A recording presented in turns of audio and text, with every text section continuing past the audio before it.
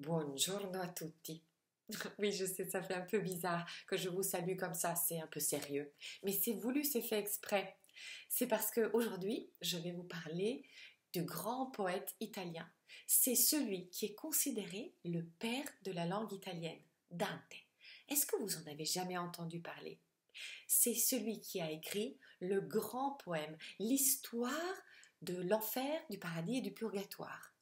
Pour nous, pour les Italiens, c'est un personnage très très très important de notre culture. Et c'est pour cela que cette année, il est célébré un peu partout, car il est mort il y a 700 ans. Et oui, il est né à Florence au XIIIe siècle. Mais vous savez que parmi toutes les célébrations qu'il y a de lui, il y en a une même à l'Institut culturel italien, avec une expo d'illustrateurs qui dessinent d'après ses histoires et aussi de ses portraits. C'est très intéressant, je vous invite à aller la voir. Mais pour l'instant, on va se concentrer sur notre activité, car j'ai décidé que je ne vais pas vous parler de lui, de sa vie, de ses œuvres. C'est trop long. Si vous voulez, vous pouvez le faire de vous-même. Ça pourrait être très intéressant de lire ces histoires. Mais nous, on va se concentrer plutôt sur son aspect physique, qui est très très reconnaissable. Parce que vous devez savoir que Dante, il avait un nez très particulier. C'est pour cela que nous allons nous amuser ensemble par rapport à ça. Nous allons faire un jeu, carrément. Suivez-moi, c'est parti. Pour cette activité, nous avons besoin d'une feuille blanche toute simple. J'ai accroché ma feuille à mon étagère. Pour faire cette activité, vous avez deux possibilités. Soit vous dessinez un profil, soit vous appuyez votre tête sur la feuille et vous tracez le contour de votre profil. Mais il faut faire attention à ne pas dessiner le nez. À la place du nez, il faut laisser un trou. Je vais vous montrer. Je prends un gros crayon pour que vous puissiez mieux voir. Et je mets la tête sur la feuille. Je vais faire ça toute seule. Ne rigolez pas trop, hein.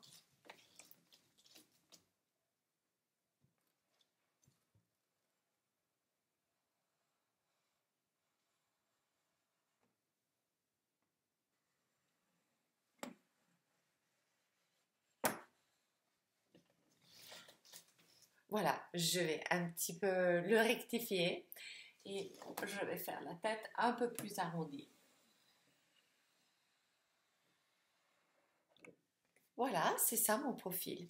Je vous conseille de ne pas faire ça tout seul, mais de vous faire aider par quelqu'un. Vous vous allongez, vous mettez la tête sur la feuille et quelqu'un, en tenant le crayon bien perpendiculaire à la feuille, bien droit, va tracer votre contour sans nez. C'est important. Une fois que le profil est tracé, on peut continuer l'activité. Celui-là, je l'ai un petit peu repassé pour que vous puissiez le voir un peu mieux. Et j'ai aussi effacé certaines imperfections qui ne me plaisaient pas. Alors, vous avez besoin d'un outil pour faire un trou. Moi, je me suis procuré un petit clou et il va très bien. Mais sinon, vous pouvez aussi utiliser ça, qui est même mieux. Je ne sais pas si vous connaissez cet outil. Je vais vous montrer comment l'utiliser. Il faut faire un trou en haut du nez et un trou en bas du nez. Regardez.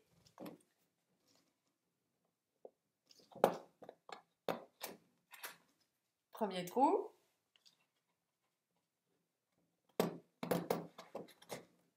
Et deuxième trou, c'est tout simple. Une fois que vous avez fait les deux trous, vous pouvez vous procurer une petite chaîne. Ça peut être une chaîne que vous achetez en quincaillerie ou ça peut être aussi un petit collier de perles, toute petite, ou bien même un petit collier en or ou en argent que vous avez chez vous. Celui-là, il est très sympa pour l'activité parce qu'il a des petites boulettes. Donc, qu'est-ce que je vais faire? Je vais l'insérer à l'intérieur du premier trou et l'autre extrémité, je vais l'insérer dans l'autre trou.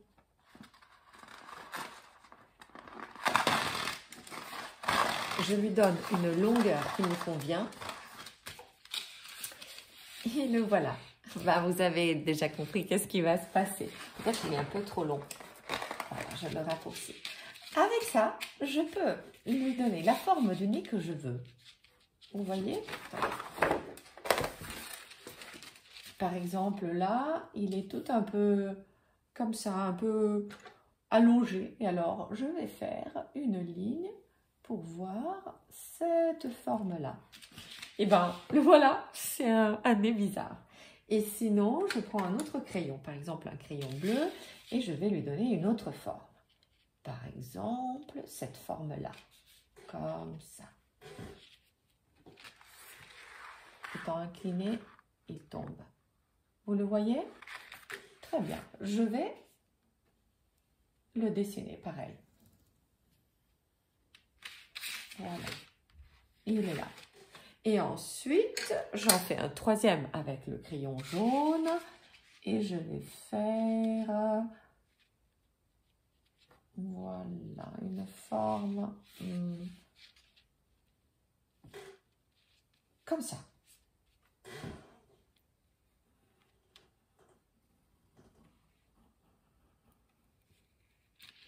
Ok. Ben, j'ai mes trois nez. Oh là là, celui-là en jaune, il a vraiment une bosse un peu excessive. Mais bon, on verra ça après. Pour l'instant, donc, j'ai trois possibilités de nez. J'enlève la chaînette.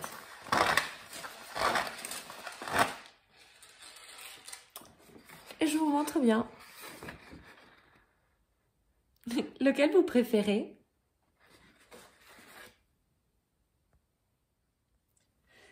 Très bien. Donc, maintenant, j'ai mes trois possibilités de nez. Et là, je vais dessiner l'œil. C'est vraiment où commence le nez que s'aligne l'œil. Et donc, je le fais comme ça, comme un V. Regardez, comme si vous mettiez vos doigts comme ça. 1 et 2. Et je vais faire aussi le globe de l'œil. Ensuite, un peu décalé par rapport au globe de l'œil, je fais un petit trait qui indique la paupière et un autre petit trait qui indique le dessous de l'œil. Et ici, ce sera son regard. Je lui fais aussi le sourcil. Selon la forme du sourcil, son expression va changer. Alors, je vais le faire un petit peu étonné. Ça me fait rigoler.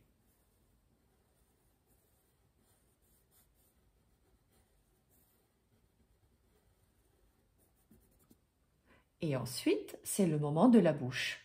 Pour faire la bouche, je peux faire comme un petit cœur, mais je vais d'abord tirer une ligne. Une ligne là. Lui, il sourit un petit peu, vous avez vu.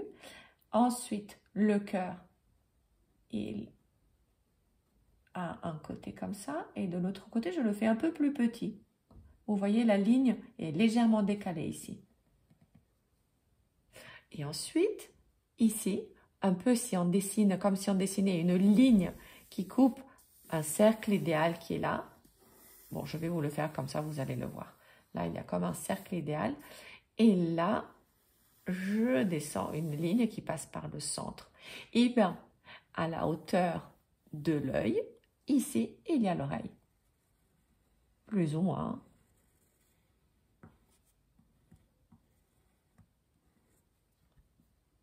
Voilà, mon portrait est fait et maintenant, nous pouvons le colorer. Pour changer un petit peu, j'ai décidé d'utiliser des pastels secs. Déjà, j'avais utilisé un crayon de couleur un peu vert, comme ça il est plus léger. J'essaye d'effacer un peu les traces du cercle que j'avais dessiné, la ligne verticale, qui était juste indicative pour vous montrer. Et là, je vais prendre une couleur pour faire la peau. Et ben, pourquoi pas du rose, ils sont sales, hein. Du rose et du blanc. Voyons un petit peu. Je le tiens à plat. Et je vais tout remplir, tout le visage. Ensuite, je vais prendre un petit peu de rouge. Et j'en mets un petit peu dans la pointe du nez. Un peu sur les joues. Et pour l'instant, c'est tout. Un petit peu, ben oui, un petit peu de ce marron-là, pourquoi pas. Je fonce un petit peu dans le haut du crâne. À côté des sourcils, en dessous, là, comme ça. On va voir ce que ça donne, hein. Et maintenant, avec le doigt, il faut faire des petits ronds. Et maintenant, je vais faire la bouche. Donc, je prends un rose clair, comme la couleur de la peau. Et je prends un petit peu de verre, c'est vraiment un micro bout de verre là que j'ai trouvé. Hein. Je lui mets un petit peu de verre dans la bouche. Et finalement, du rouge, allez. Du rouge pour la lèvre du haut et à nouveau du rose pour la lèvre du bas. Et je repasse avec un peu de rose sur la lèvre du haut aussi. Et à nouveau, je fais des petits cercles et j'essaye de ne pas sortir des traits que j'ai dessinés. Voilà. Pour l'instant, ça va. Et je ferai le reste à la peinture. Je vais commencer par faire le fond. Donc, j'ai une palette avec plusieurs couleurs. J'ai un petit peu d'eau. Et ensuite, j'ai un pinceau plat, carré. Donc, je mouille le pinceau. Et je commence par prendre du blanc avec un petit peu de jaune et une petite pointe de bleu. Voyons ce que ça donne. Je ne suis même pas très sûre. Ah ouais, c'est exactement la couleur que je voulais.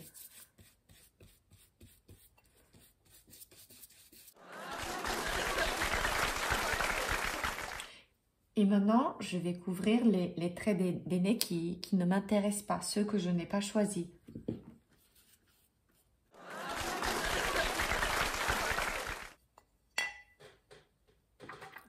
Je prends maintenant un pinceau un peu plus fin, je le mouille légèrement et je vais faire les petits recoins plus difficiles à atteindre, comme par exemple ici. Je prends ce petit pinceau pour être un peu plus précise.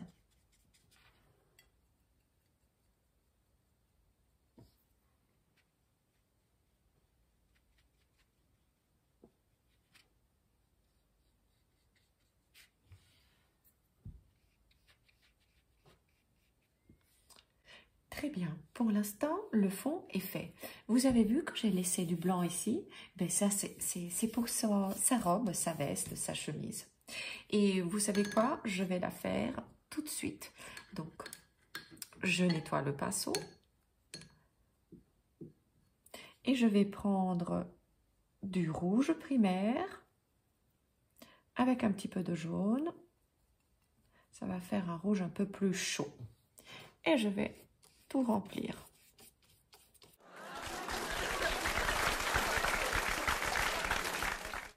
Je vais maintenant faire les cheveux et des petits détails. Et cela avec le noir. Donc, je prends simplement du noir et je vais lui faire les cheveux. Bien évidemment, vous pouvez lui faire la coupe que vous voulez. Même faire des cheveux longs, faire une queue de cheval, vraiment tout ce qui vous va.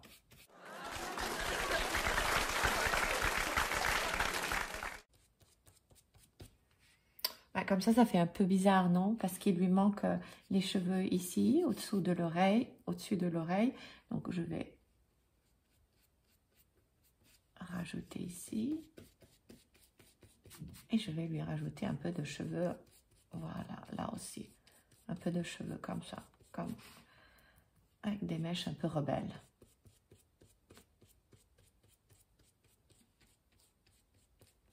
Il m'a l'air sympa. Super. Même un peu plus, pourquoi pas.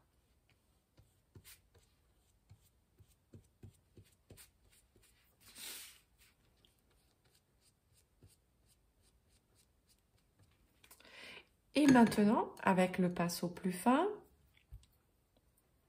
je vais faire des petits détails. Tout d'abord, je commence par le sourcil. Je le repasse. Ensuite, je vais lui faire la pupille qui indique où il regarde. Avec la ligne, l'autre ligne, l'autre encore. Et voilà. Ensuite, l'oreille.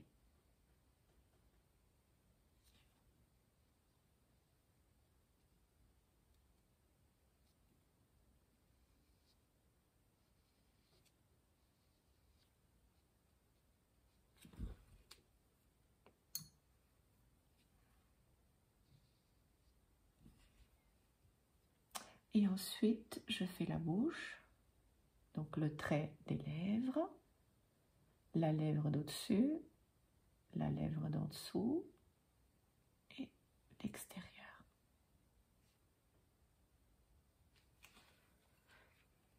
Je vais lui faire le cou. Je repasse la ligne du cou et du menton. Ça, vous ne devez pas forcément le faire, hein. Le dessin, vous pouvez déjà le considérer terminé. Mais moi, ça m'amuse.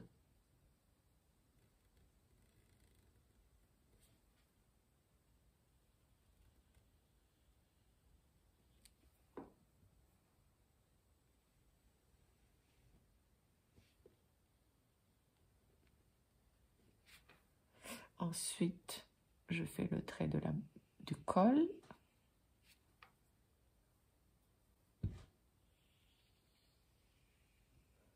Le trait de la blouse. Et pourquoi pas, je peux même lui faire une épaule.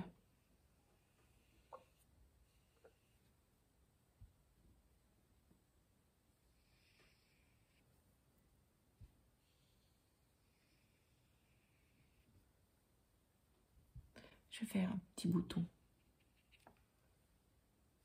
Et ensuite, la narine. Donc, ça.